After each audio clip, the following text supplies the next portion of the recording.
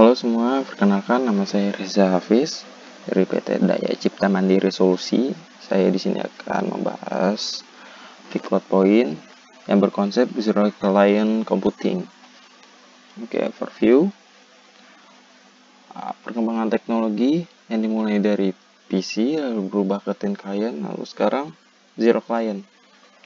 Oke, Zero Client adalah perangkat untuk membuatkan satu PC komputer sebagai host untuk dapat digunakan oleh beberapa klien secara bersamaan.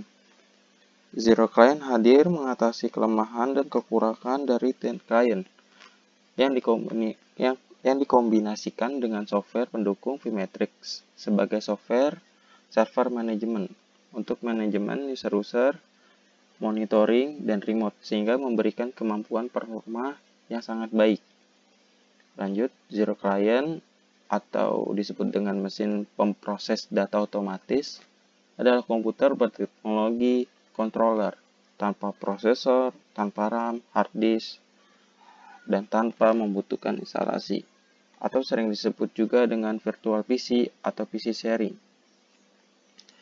Di sini kita akan membedakan antara Thin Client dan Zero Client. Thin Client yaitu perangkat yang didesain dengan prosesor, lalu terdapat memori dan terdapat sistem operasi. Berbeda dengan Zero Client. Zero Client adalah perangkat berkontrol khusus, bukan berprosesor dan tanpa memori dan tanpa sistem operasi. Oke, lanjut produk. Nah, berikut adalah salah satu contoh produk dari Vicloud itu sendiri yang mempunyai brand atau merek Vicloud Point. Produk atau teknologinya disebut dengan Zero Client. Lalu modelnya S100 dengan daya 5 watt untuk bekerja dan 2 watt untuk standby. Manufakturnya itu dari Shenzhen Cloud Computing. Oke, lanjut. Berikut adalah tampilan belakang dan depan. Nah, untuk tampilan belakang terdapat Ethernet, lalu 2 port USB, lalu VGA video output, dan power input. Lalu tampilan depan ada power atau reset switch, lalu USB, lalu ada speaker jack, lalu ada micro jack. Lanjut. Nah, berikut adalah isi packing dari Vicloud Point itu sendiri. Ada apa saja dari packing tersebut? Ya, antara lain Zero Client itu sendiri, lalu power adapter, back mount, lalu 2 screw. Oke, lanjut menjalankan Vicloud. Nah, untuk skema dari perangkat hardware Vicloud itu sendiri yang kita butuhkan adalah PC server sebagai host, hub atau switch, kabel jaringan, LAN, monitor, keyboard dan mouse, dan Vicloud Point. Nah, untuk software interaktifnya adalah interface-nya memakai Vmatrix. Lanjut. Nah, untuk memulai langkah-langkah kita menginstal Vmatrix ialah kita harus menginstal Vmatrix di host itu sendiri, lalu create user account, lalu kita bisa menggunakan Vicloud itu. Lanjut. Nah, untuk jaringan lokal LAN-nya atau koneksi internet. Nah, di sini terdapat host Vicloud itu, lalu switch yang dihubungkan switch itu ke router, baru ke internet. Nah, dari switch ini juga dia mengarah ke setiap Vicloud-nya atau disebutkan terminalnya. Lalu bisa dioperasikan oleh user yang memakai Vicloud tersebut. Lanjut. Nah, operating system yang didukung oleh Vicloud itu sendiri ialah Microsoft. Dia tidak mendukung selain dari Microsoft Windows seperti Linux atau Mac. Nah, apa aja sih operating system yang bisa dipakai oleh Vicloud? Antara lain Windows XP, Windows 7, Windows 8, Windows 10, Windows Server, dan Windows Multiple Point Server. Lanjut. Adapun RDS di Windows itu untuk standar kliennya adalah untuk Windows XP profesional dia maksimal kliennya sampai dengan 10, lalu Windows 7 untuk profesional 9 klien, untuk Windows 7 Ultimate sampai dengan 30 maksimal klien. Untuk Windows 8 Pro dia bisa mencapai 25 klien, Dan untuk Windows 8 1.0 Pro, dia bisa mencapai 25 klien. Nah, untuk Windows 10, dia bisa capai 10 Windows klien, dan kalau untuk 10 anniversary dia tidak availability. Oke, lanjut. Nah, skenario spesifikasi PC host atau server yang akan kita gunakan adalah contoh kasus di sini usernya 1 sampai dengan 5. Kita bisa menggunakan CPU i5 dengan generasi 4460, lalu dengan memorinya itu kita bisa custom per satu host ialah 1,5 GB per tab user, runningnya itu seperti Office, browser, dan lain-lain. Nah, untuk 2 GB ini adalah power user, running seperti Photoshop, AutoCAD, dan lain-lain. Nah, untuk harddisknya itu sendiri kita bisa mengcustom sesuai dengan kebutuhan kita. Untuk bandwidth di sini tertera 15 MB per user with LAN dengan kabel jaringan. Oke, lanjut. Untuk Vmatrix software. Nah, di sini kita bisa lihat software Vmatrix-nya, interface-nya yaitu user create. Nah, dalam user create ini bisa dibedakan dua jenis ya. Di sini ada single user dan create multiple user dengan field-field yang tersedia seperti password dan username. Oke, lanjut. Untuk user information view, kita bisa lihat di sini tampilannya seperti ini. Kita bisa lihat dari client name-nya, client model, IP address-nya, log time-nya, dan lain-lain, dan kondisi si user itu, apakah dia hidup atau sedang offline. Lanjut, general user management, kita di sini bisa diklik kanan pada bagian user tersebut, lalu terdapat menu-menu seperti notifikasi log, disconnect, logout, dan lain-lain. Dan advanced user management ini berfungsi untuk men-setting si user tersebut. Misalkan di sini kita mau screen resolutionnya dibatasin, lalu ada grafiknya yang bisa kita setting, lalu ada audionya, ada desktop optionnya, ada USB optionnya, lalu misalkan setelah login user itu menjalankan aplikasi apa. Oke, lanjut.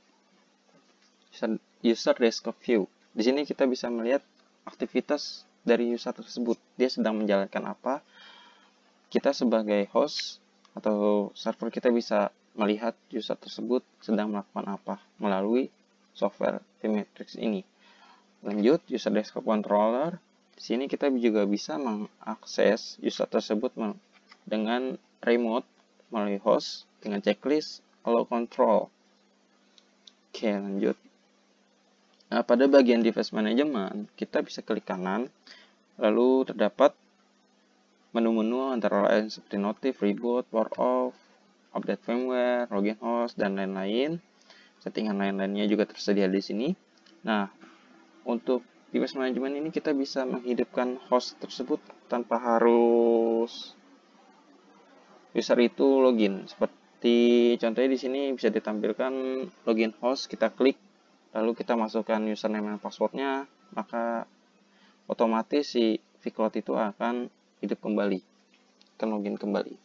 Oke, lanjut, view and change device setting. Di sini kita bisa merubah device settingan yang telah awalnya kita rubah. Contoh seperti login setting, display setting, input setting, dan network setting. Oke, lanjut. Start visibility. Di sini kita bisa melihat untuk private usernya itu berada di mana, lalu dan untuk share location storage-nya itu di mana. Oke, lanjut. Ada juga motornya auto-risk. Oke, lanjut. Lalu ada desktop broadcasting, lalu maintain mode. Lanjut, di sini ada diagnosis tool untuk kita melihat apakah di sini ada kendala atau enggak di Vmatrix-nya maupun di kliennya. Nah, di Vmatrix ini juga tersedia VChat internal messenger, yang dimana kita sebagai user bisa message ke admin jika ada terkendala apapun. Oke, lanjut. Adapun interface Vmatrix, powerful management tools-nya itu ialah desktop podcasting, storage configuration, user management, terus behavior tracking, internal communication, monitor and controlling. Oke, kita lanjut ke benefit atau keuntungan dari Vicloud ini. Yalah, satu, menghemat energi listrik karena listrik yang digunakan bisa 95% lebih hemat. Lalu mengurangi biaya perawatan juga sama, karena si Vicloud ini adalah centralized, yaitu zero client. Lalu lanjut, hemat biaya investasi sampai dengan 70%, lalu hemat upgrade software dan hardware udah pasti itu sampai dengan 90%. Lanjut, sertifikasi produk. Nah, sertifikasi produk yang kita dapat dari Vicloud ini ya sudah banyak, salah satunya ISO 9001 di 2008, lalu dan lain-lainnya. Lalu performa. Nah, Vicloud Point S100 ini menggunakan DDP, Dynamic Desktop Protocol, membuat performa Vicloud sama seperti menggunakan PC saat menjalankan video full screen dengan skala resolusi 1920 kali 1080 secara bersamaan. Nah, Vicloud ini juga mendukung berbagai hardware USB seperti contohnya printer, barcode, terus scanner, flash disk, USB hub, lalu dan lain-lain.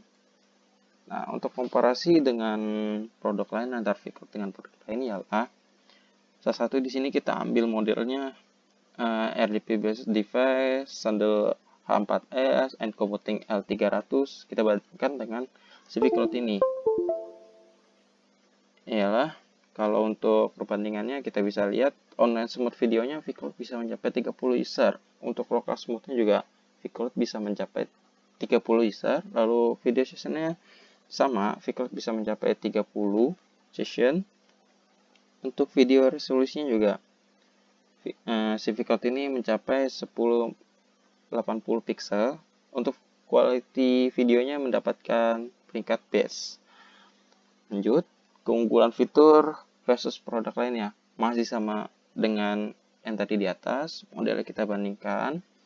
Nah, Vicloud ini keunggulan fiturnya apa aja sih? Ya, salah satunya remote control, desktop broadcasting, user visibility, user policy, versus efisiensi. Oke, lanjut target marketnya ini. Nah, Vicloud ini target marketnya sangat luas, tapi untuk top target market kita dapat dua nih. Yang pertama edukasi sama small medium business. Oke, lanjut. Untuk sektor edukasi, Vicloud itu bisa merangkul lab komputer, proses belajar mengajar, perpustakaan digital, komputer administrasi, dan lain-lain. Lanjut, untuk perkantoran zero client, solusi yang efisiensi bagi perusahaan dalam meningkatkan kerja karyawan, terutama untuk bagian IT yang terbatas dan perawatan maintenance komputer yang banyak. Oke, lanjut. Di bidang jasa, perusahaan jasa memberikan layanan profesional perlu untuk memaksimalkan produktivitas karyawan untuk meningkatkan layanan kepada pelanggan. Zero client menyediakan kehandalan dan fleksibilitas bagi perusahaan. Oke, untuk karya umum, ini sangat cocok pengguna Vicloud untuk karya umum seperti hotel, perpustakaan, restoran sesaji, fasilitas internet, dan lain-lainnya. Akan memudahkan dalam pengawasan dan perawatan. Terima kasih. Sekian dari saya mengenai Vicloud Point ini. See you.